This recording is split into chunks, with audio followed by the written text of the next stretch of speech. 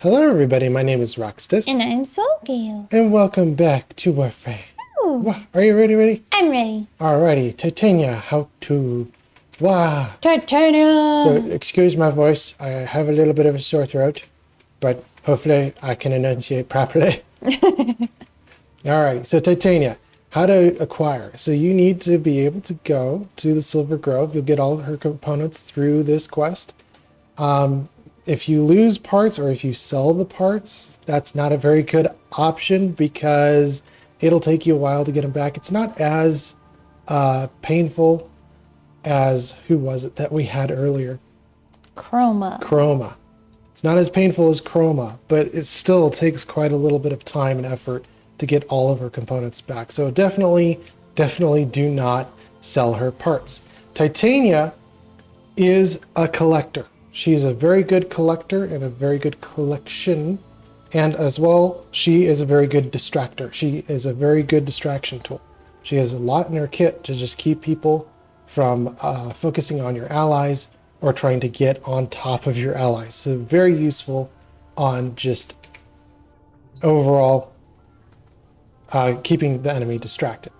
Should we take a look at the abilities? We shall. Alrighty. Passive. Titania generates health for herself and nearby allies every time that she casts an ability. So, as long as you're within a 15-meter range, you'll start to regain health. This is 4 health every second. So, accumulation at the end of 20 seconds, you'll get a full 80 health back. This is actually greater than the aura rejuvenation, which rejuvenation heals back 3. This heals back 4. So this is super useful, especially because you can spam her abilities most of the time. So this is very nice for healing.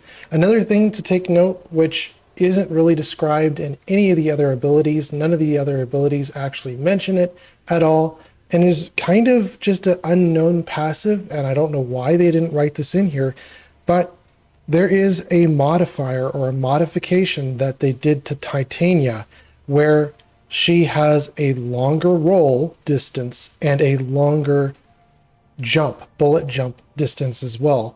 And I had to do some testing myself. I went into the Simulacron and I made sure that I'm not cheating at all. If you press forward on your roll or on your jump, you'll go further than if you didn't press forward. So definitely don't press forward when you're testing this out. Another thing too to note is if you have your bullet jump reticle aimed at a certain angle, whether it's down more, you'll jump less distance. If you have the bullet jump reticle aimed upwards, you'll actually jump longer. So keeping the reticle in the same position, your starting position at the same position, and making sure that you don't move during these type of testings is definitely critical because you can get varying or different results. But it was very conclusive. She does have longer rolls and she does have longer bullet jumps. And this is really weird that throughout her entire kit, it doesn't say anything about longer rolls or longer bullet dashes, but it's here. This should be written in. I don't know why it's not, but it is what it is. Spellbind. Enemies fumble their weapons as they are whisked into the air. Nearby allies become immune to status effects. Hold the ability to cast the immunity onto Titania. Drain is 25 energy. Range is 50 meters. This is the casting range. Radius is 5 meters. So the area that is actually affected by the ability is within 5 meters. And the duration is 16 seconds. Now, interesting things to note here. The radius is basically the same range as, I believe, Frost's Snow Globe, unmodified by ability strength here. I did a little bit of play testing. I was like, how does this work? Basically, if you are in the area, you get hit by the ability. There is no residual or residing area beyond that. As soon as you cast it, whoever's in the range of it gets hit by it. It does not stick around. It does not stay around. It's just immediately on cast when you're in the area. And as long as you've been hit by the ability, you can walk away and you can just run away for as far as you want to go, and it'll still preside on the ally. So this is super nice when you want to just cleanse status effects, and it has a nice long duration of 16 seconds where you'll just become immune to status effects and you're just nice and unkillable at that point. Especially when you come into effects like viral or toxin, this is very effective. And same thing with even heat. A lot of players have aggravations toward heat, especially when you're trying to go throughout the Grenier ships, and especially electricity. There's arc traps as well. This is a pretty good one just to make sure that you do not get hit with any status effects, and the duration is wonderful because it keeps it on repeat. Thing about Sarand, when you do Sarand's molt, it only happens once, and then if you get hit by another status effect right after you cast, you have to recast molt all over again to cleanse the status effect. This just makes sure that you're immune throughout the entire ability from status effects. So this is very, very cool. Very unique. Tribute. Cycle through and extract one of 4 buffs when cast onto an enemy. Thorns reduces incoming damage. Dust degrades enemy accuracy. Full Moon increases companion damage. Entangle slows enemies within range. Drain is 25 energy. Damage on cast is 500 damage. Range is casting range. This is 25 meters. Debuff duration is 12 seconds. Now, I gotta stop because I have to fully explain the debuff here because it's not written in the ability. I had to do some math myself to figure out what the heck does debuff do, because throughout the rest of the ability, it doesn't describe what debuff is. If I didn't know any better, I would say I just don't know what this actually does. But I actually did some testing and I figured it out. When you hit the unit that you want to extract your buff from, that unit, then if it survives the initial 500 impact damage, will then get a debuff applied to it. This debuff negates its damage and only its damage to you or other allies by 33%, approximately 33%. So this is kind of interesting because I actually did some math here. It's 529 base damage without the tribute on the unit, and then as soon as tribute is applied to that unit, the unit degrades its damage down to 397 damage. So if you take that, it's 529 over 397, and you get 33% increased, or actually decreased damage. And if you use the multiplier 1.33 by 397, it goes right back up to the full damage. So it is a 33% damage reduction. I wish they put that in the ability, because if you didn't know any better, you would have no clue what the debuff is, how it's applied, or why it's applied. And just saying debuff duration and you don't give any further explanation on what it actually does, sorry, but I don't get it. If you're not knowledgeable, then you won't know what debuff duration means. It's just not written down. That is what it is. Effect radius is 35 meters for your aura. When you get your buff, it'll affect a radius of 35 meters. The effect duration is 120 seconds. Now you can actually pick and choose which of the effects that you want. You can get Thorns, Dust, Full Moon, or Entangle. Thorns gives you a damage reduction of 50%, but not only does it not do a damage reduction, but it also does 50% of that target's damage back to them. So this is kind of interesting. It's basically Trinity all over again, except for instead of a 75% damage reduction, it's 50%. And instead of 100% of the damage that they deal to you getting dealt back to them, it's only 50%. So half of the damage that they're dealing to you goes back to them. So very interesting, but they did not also put that down in this ability. And even in the written dialogue, they don't state any difference. Thorns just reduces incoming damage. It doesn't say anything about retribution damage coming in and going back into that unit. So that's very interesting. They didn't write anything down. Again, try to be more descriptive about your abilities. I don't know why you don't write these things down. Dust negates the hit chance of enemies within that 35 meter radius. So within 35 meters, all the enemies will have negative 50% hit chance. Or if you've watched Nyx, this is the same thing as accuracy. Only this one gets a 30% additive bonus instead of Nyx's passive 20%. I don't know why a passive is not as great as a main ability, but again, that's debatable. Dust adds a negative 50% hit chance. It's pretty interesting to note that there isn't really all that much difference from the accuracy. There is quite a bit more of the projectiles going off to the sides or just going in random directions. So that's pretty interesting to note, is that is pretty much 1.5 times the bonus accuracy loss as Nyx has, and it's still kind of negotiable even at that point if it will hit or if it won't.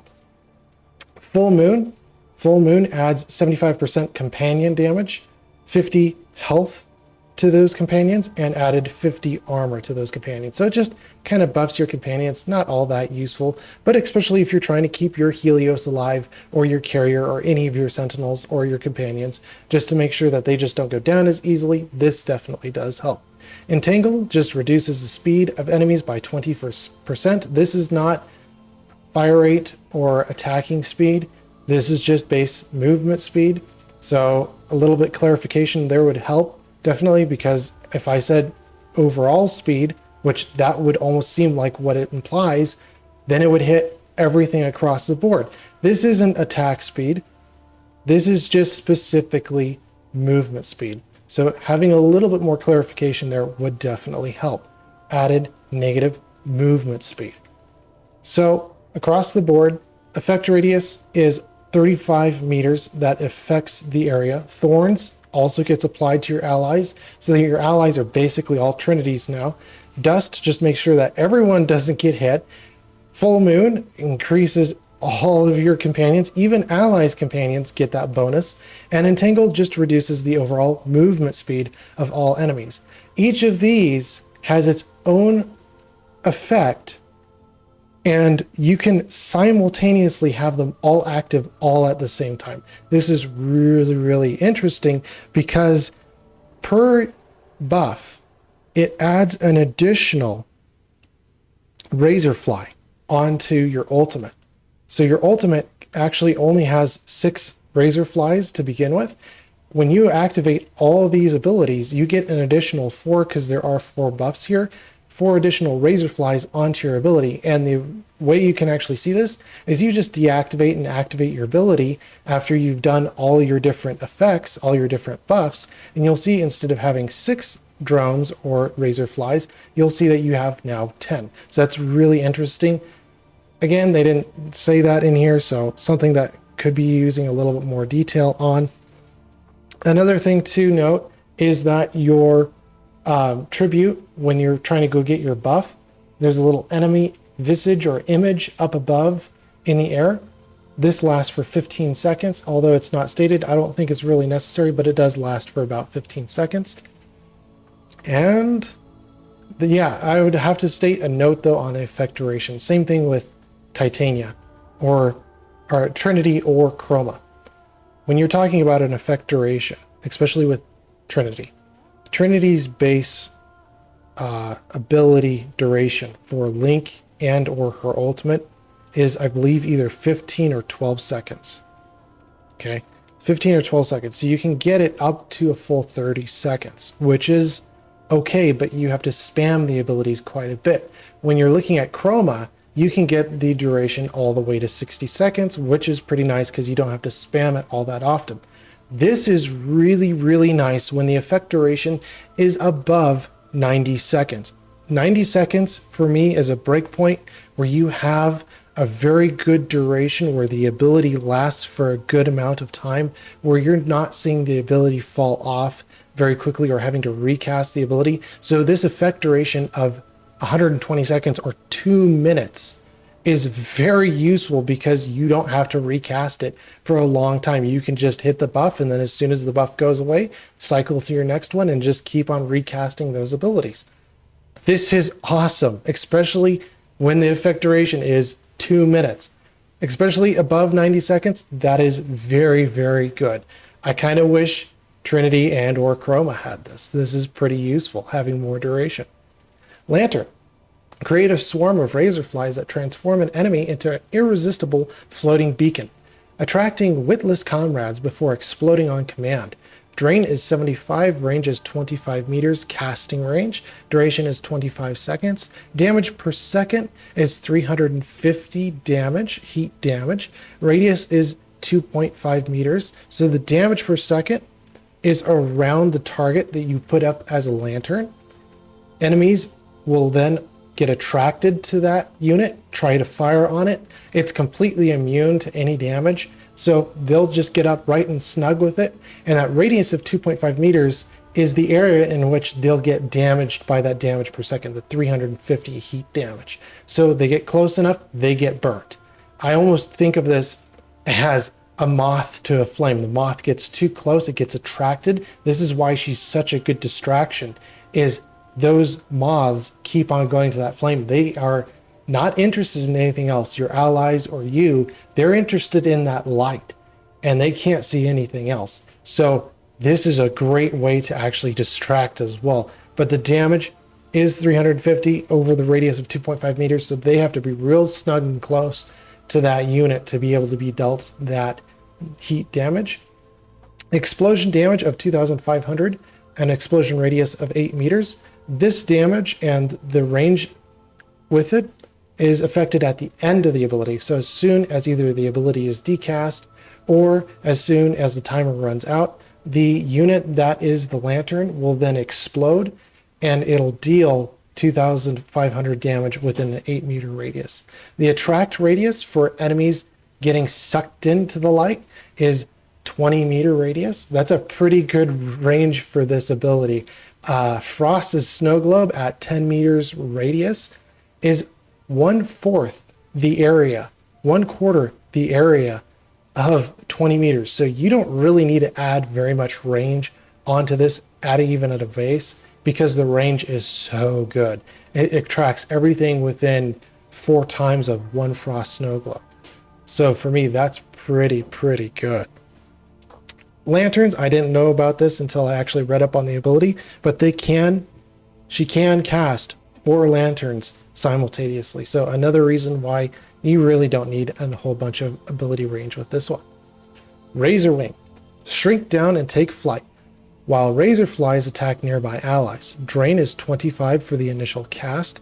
Number of drones is 6, but as we've stated with Tribute, the more buffs that you have currently active increase the number of drones by 1, so you can get up to 10.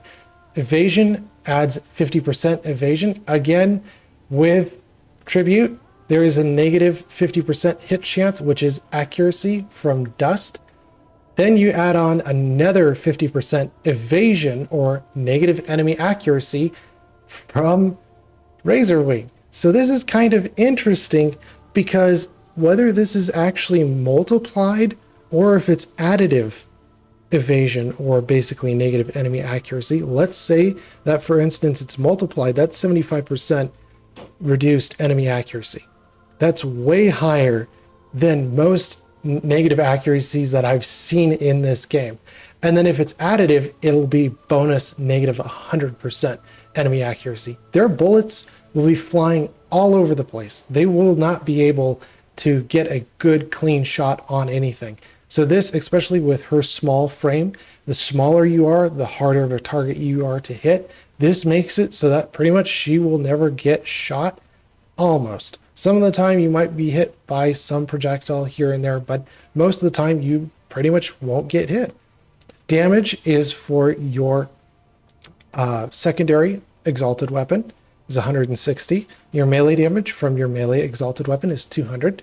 Your drone damage is per each of the razor flies is 80 damage, and your energy drained per second while the ability is active is 5 energy. Now this is pretty cool because when you're actually in Razor Wing and you're paying attention to your razor flies, you'll notice that they'll actually focus onto the unit that's closest to you. So when you're flying around, just make sure you kind of stay in one area because the razor flies will kill enemies up until a certain level. I would have to say around 40 or so, especially with Grenier. When you start adding on quite a bit of armor, those razor flies just start up, won't kill enemies. So as soon as you hit that level 40 area, the razor flies kind of start falling off from there. Also, another thing that was interesting to note is you don't have a sentinel when you are in Archwing mode, pretty much here. So to compensate for this, they added a vacuum radius onto this ability so that you don't have your vacuum completely gone. So that's really nice. But again, it would kind of be nice to have Helios out on the table, but I see where they can get from this is just if you have vacuum and they couldn't have modded it or they couldn't have programmed it in to Titania, that does make sense. But again, like you're compensating for a Sentinel, why couldn't you say whatever the Sentinel's mods are, or even just keep the Sentinel back out on the table, keep the Sentinel back out on the table. Instead, they add a vacuum for this, which is nice, but I feel like there could have been a little bit extra work putting into just keeping your Sentinel out on the table, because the Sentinel is useful in most cases, especially trying to get meta ray or anything else off, trying to heal yourself. That would be useful instead of not having your Sentinel. So that is one of your downsides, is your Sentinel will just not be active at that point in time. Alrighty, so shall we take a look at the build? We shall. Alrighty, so there are two different things we are looking for Titania. Two things, that is, she is a specific tool or kit to be able to be used by, and they are the Void Orbs. And I don't know which ones those are, so you're going to have to go through this. There is the Mirror Defense, where you collect the little crystals for Citrine. And then Deimos, the Sanctum, and that one has a Mirror Defense as well. So those ones drop the orbs. Yeah. Yep. And then Zeramon as well, I believe. Yes. For the Void Floods? That would be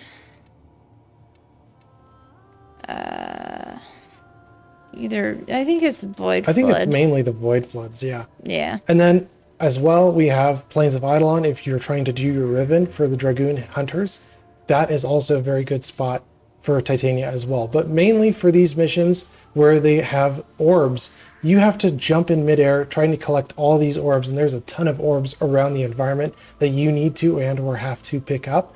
And Titania is super useful because of her fourth ability. She can just fly around and not having to jump and just hover like a helicopter and be able to pick up all those little pesky orbs. So that's super useful for Titania, especially with White Razor Wing, where she can just fly throughout the environment and pick everything up. So she's a really good collector in that case. So we're going to be looking at Vitroplast orbs for that. This is her collector outfit. We're going to be looking at Steel Charge. This adds your melee damage. Somewhat useful. If you're going to be using your ranged attack, though, you could go with something else like, let's see here, you got a secondary. Pistol Amp. So you could go with something like Pistol Amp if you wanted to increase your secondary damage, or basically in this case, her Dex Prixa Prime, which is her exalted weapon. So you could go that, but I do love my melee, so I'm going to be sticking with my melee. As you can tell, I do not have any form on this build. This is just my best idea of what you could actually do with your build. We go Arcane Guardian for more added armor. This is 75% damage reduction, more energy, so you just never run out of energy. With this build, we're going to be focusing on being efficient as possible so that we can fly out throughout the environment and pretty much stay in that form, because we really need to collect a lot of orbs and we can't have this ability going down. So we're going to be going as much efficient as we can. Add 50%, add 75%, but we're going to negate some ability duration here. That is actually going to affect our energy per second because we have a little bit negative duration. We will add that back with ability duration here, but then we're going to also negate it with Transient Fortitude and Unworld Intensified because we want power strength for our melee and our secondary damage on this weapon. So we are going to be buffing the power strength and we will add on Umbral Vitality to also up the Umbral Intensify. These two do very well together. Umbral Vitality gets up to another 30% from its base of 100, and Umbral Intensify from 44 to 55 when these mods pair. So very, very good. Maximum battery with, I would definitely suggest Primed Flow and Primed Sure-Footed, as you do not want to get knocked down. This is always nice. When you are in Arcwing mode, you will get bounced around if you collide with objects, and or if an enemy hits you with something, it will eventually just knock you around. Primed Sure-Footed won't stop you from getting knocked around, but especially if you get out of your Razor Wing, it'll make sure that you just don't get knocked down while you're in contact with the ground. So that is super nice to take note of. Now, for the build, I would actually recommend using Begulling Lantern. This makes it so that attracted enemies, when you're using your lantern, take 100% more weapon damage. This is not additive, this is multiplicative. So this is really nice because it basically just doubles your damage, which is beautiful. So Lantern make sure that the enemies just fire on one unit and they just are attracted by that one unit. This augment is for the attracted enemies that are firing on that unit. They will take more damage. So this is very useful just to make sure that you're not getting fired on and you're able to take care of those units. So that's what I would use instead of Prime for Sure-Footed and being able to put Prime Sure-Footed in the Alexa slot. As I have not upgraded my Alexa slot and I have no Forma, I cannot showcase that, but that is primarily what I would do with this build. And then again, we want our duration back. We want as much duration as we can.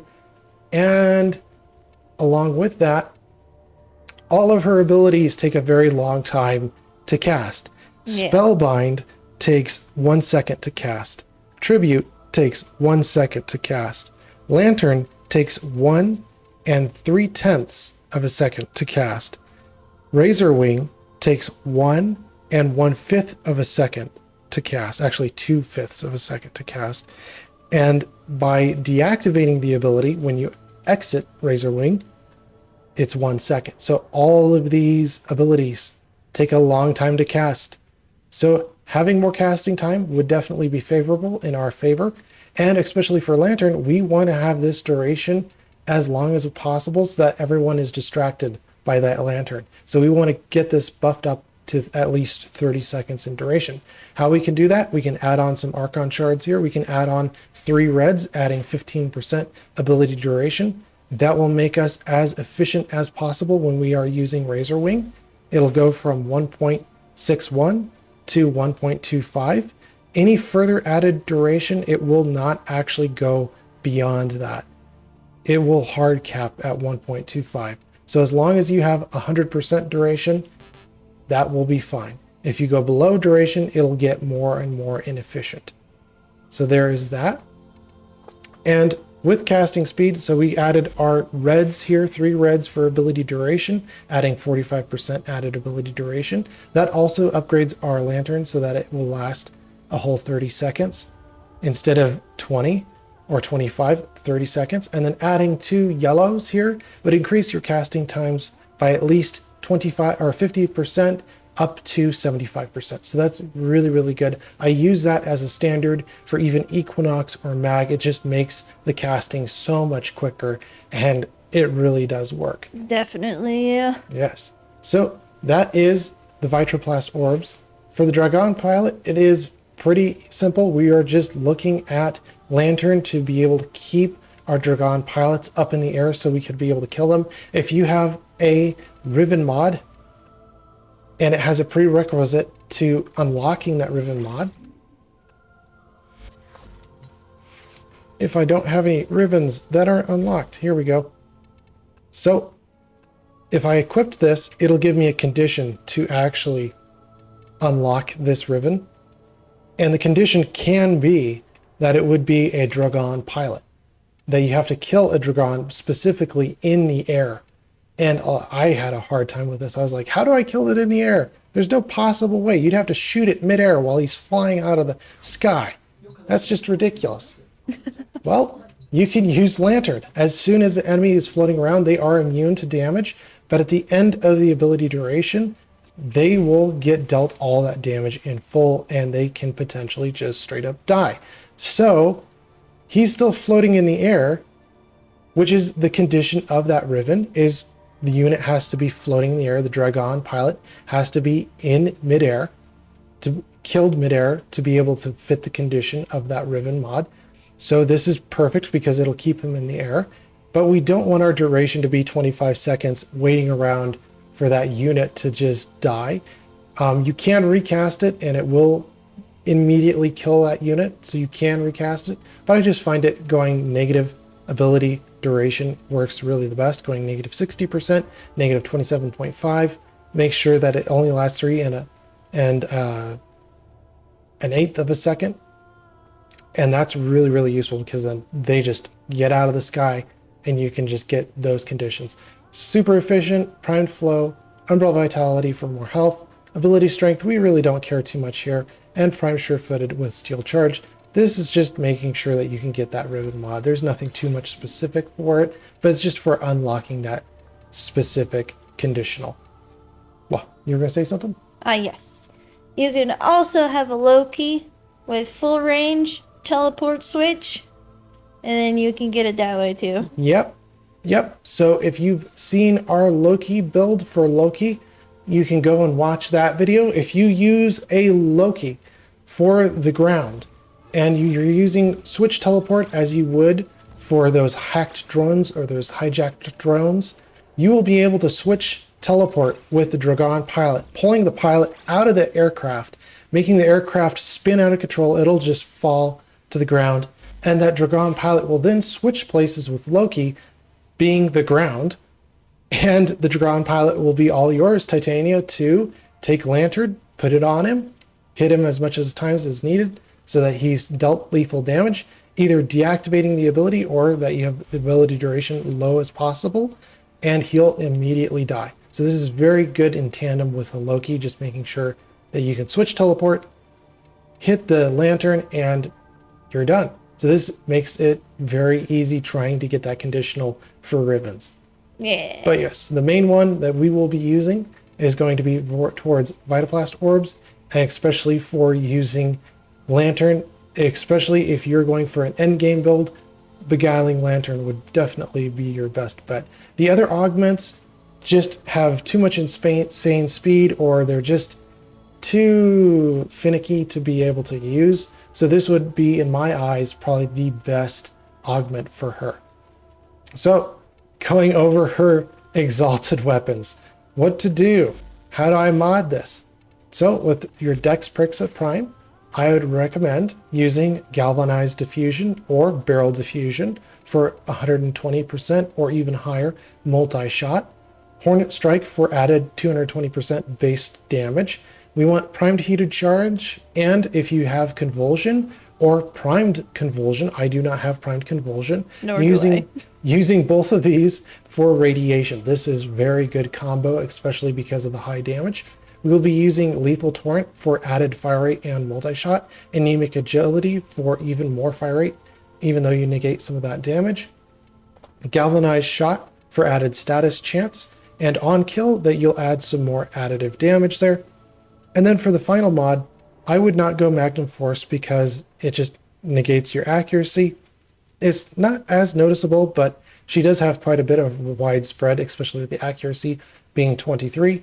And I just don't know about this one, and it actually maths out that pathogen rounds would actually be more damage in the end than Magnum Force. So I would definitely use pathogen rounds in this final slot here, adding on the toxin status effects, which would completely ignore Corpus's shields. It would just straight up kill him. So that is wonderful right there. So this is what I would do for the Dex Prisma Prime. For the Dwada Prime, you're looking at pretty much the exact same build as Valkyr. If you have not seen Valkyr's build, you can go ahead and watch that. I would do the exact same mod setup. No real difference. We still have the same negatives. We cannot use Weeping Wounds for status chance. We cannot use Blood Rush for the critical stacking multiplier at 4.4% added increased critical, which adds up to 5.4 if you're doing the base multiplier. But this is what I would do. It's just exactly Valkyr's build. I would, instead of primed pressure point, use sacrificial pressure because we do not have blood rush, and the sacrificial steel adding the little bit more critical chance here would definitely take the cake. Prime Fury for added attack speed. We are going to be going Organ Shatter for more critical damage, Prime Fever Strike for Toxin, and you can see a running theme of radiation throughout this build. We are going to be using Voltic Strike and Volcanic Edge. Same thing as Valkyr's build. We're going to be trying to add back some of that status chance so that we can use Conditioned Overload in this final slot here. Now, with this, I would not be going with a basic Molten Impact or Shocking Touch because you don't get the added status chance, and especially with Conditioned Overload, this is very useful for stacking your damage and making sure that you can do quite a bit of damage. And even though we could actually add on Quickening here, and it would do about the same amount of damage, I vote for not because it just doesn't do as much damage. You're already at 1.68. It does kind of suck on attack speed, I know, but it does overall do more damage. If you're feeling like it, you could definitely do Quickening, but instead of Voltic Strike or Volcanic Edge, I would just add on some more status chance by either let's see here, melee prowess, which would add 90%, or you can add on Virulent Scourge so you keep that toxin damage, because if you have to negate one of these two, they will then combine with the toxin and make a completely different element. And I really like that toxic damage. That toxic damage is beautiful for killing Corpus. It is super duper nice. But for me, I don't use Titania all that much, so I'll be using Radiation because the math doesn't lie and this does really good damage, especially you're trying to get as much status damage, and even that 40% added attack speed doesn't compensate for just having a little bit more status chance, being able to pop those statuses and get Conditioned Overload off, dealing more damage. You could say one way or the other, yeah, attack speed does help, but at the same time, Conditioned Overload definitely, and adding more statuses here. But yes, I believe that is all for the build. Yeah, I only have one build. Yeah. And that's with Thermal Cinder. Oh, yeah, you could do Thermal Cinder as well. I haven't read the ability or done anything on that. What does it do? It does heat and cold, which if you do heat and cold together, it makes blast.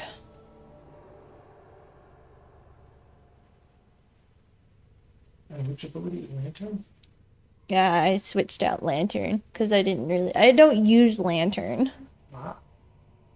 at all. I never used Lantern when I was playing Titania. So there you go. Like, you could use Thermal Cinder. I haven't used it all that much, but you could use a different ability to be able to wipe out rooms.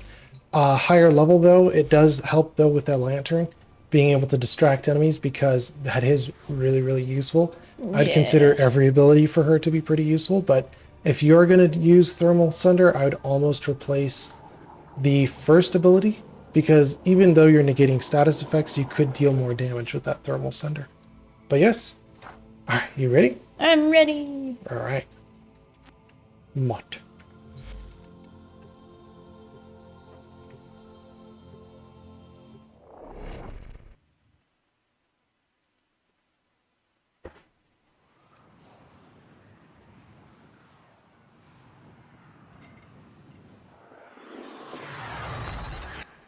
Keep the enemy busy while a fellow tunnel operative brings the ship. So you use Thermal Cinder for her.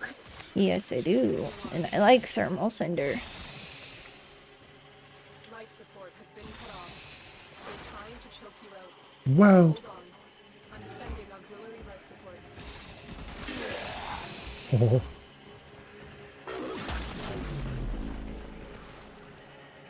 So I'm going to get an enemy within this plateau as a lantern. And it just burns him. Yeah.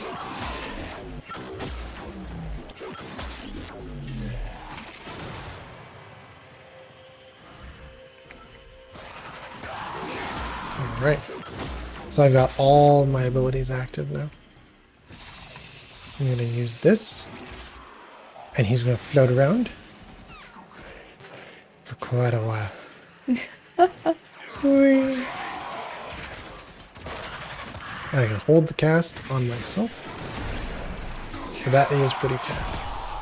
Especially flying around the environment. I'm Peter Pan!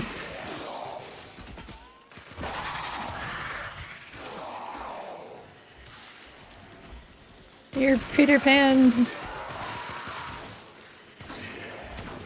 So you use thermal thunder, is that just for an armor strip as well? Yeah, because heat does build up over time and it does do a lot of damage. I'll have to review that. That might be viable. And you are spamming her ability, so it does count for her regeneration.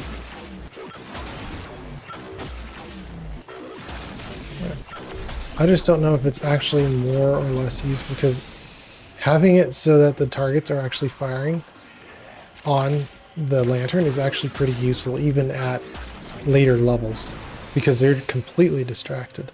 Nah. I just like doing a little bit more damage. And I like thermal thunder. That's just me. Oh, yeah.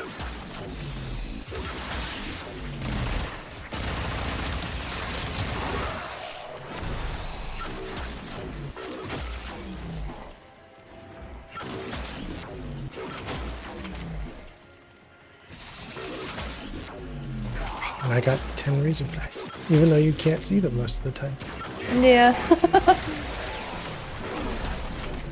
I mean, thermal thunder is not doing too bad. I do see a lot of damage numbers. I got blasted.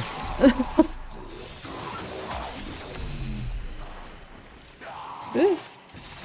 Ah.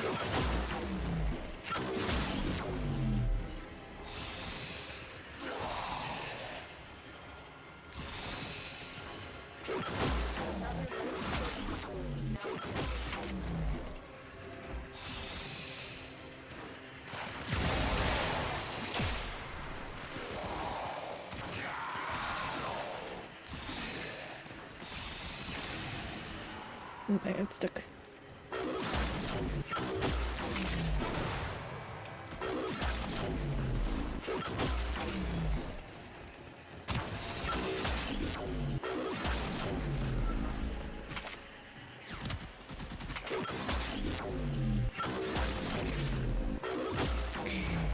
I just mostly use thermal thunder just to like protect the defense target.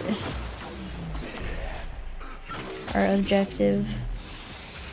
It's pretty handy though with the heat because you can strip armor at least halfway. Wow.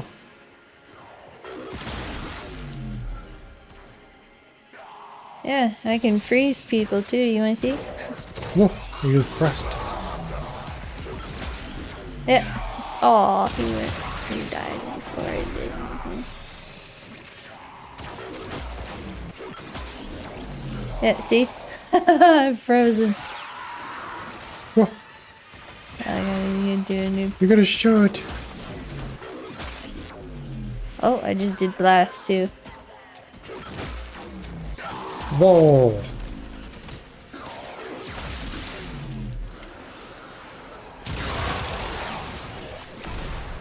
Don't heat it up. Yeah, freeze it. Gotta make it nice and cold. You want me to freeze it more? Freeze it. Okay. I gotta see this ice wave happen. Oh. This is Goss? This is Goss's thermal thunder. Wow. So if you just tap the ability, it'll freeze him. Wow. If you hold it, it'll put him on fire. But if you do the ice with the fire, it'll do blast. Okay. So if you do this, and then this, it'll blast him. Okay. Well, shall we go? Oh, yes, I was having fun. Uh, Woo! but this is very useful, especially if you're trying to do fine maneuvers and you're trying to collect a lot of orbs. This is very useful because it's just speed and accuracy, and she can just grab a lot of different orbs in a very short time span. How did you Yeah. get over there? Are you lost? My waypoint is broken. It has been broken for a very long time. Right here. Ah. I get confused so easily. Yeah. Mission complete. Excellent work, Jenna. Wow. That's a W1. I really like Goss's Thermal Thunder. Right?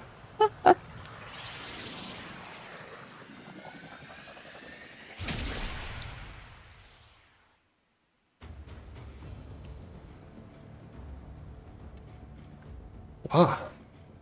So, there you have it. This is Titania. She does a really good job, especially when you're trying to get that specific for the Dragoon pilot, and especially when you're going throughout Deveri, or even the, I forget what the place is called. The Zeramon 10-0. Zeramon, yeah.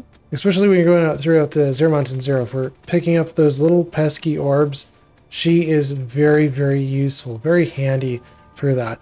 For later levels, though, I wouldn't consider her to be too well prepared. She would be better in a team where she could have someone armor strip or someone to actually help her deal damage.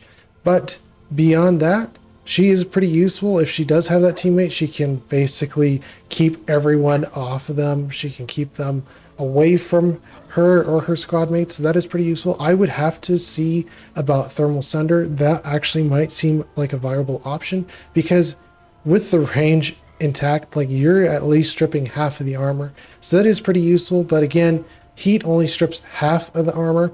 So as soon as you start going to higher and higher levels around the 200 point or even beyond that, that's where the armor is going to start to catch up with you. And even with a minimal or 50% armor strip, that armor is still going to be there and it's still going to be tough to get through. Yeah. So even with Thermal Sunder, even with that, it's not going to go too far.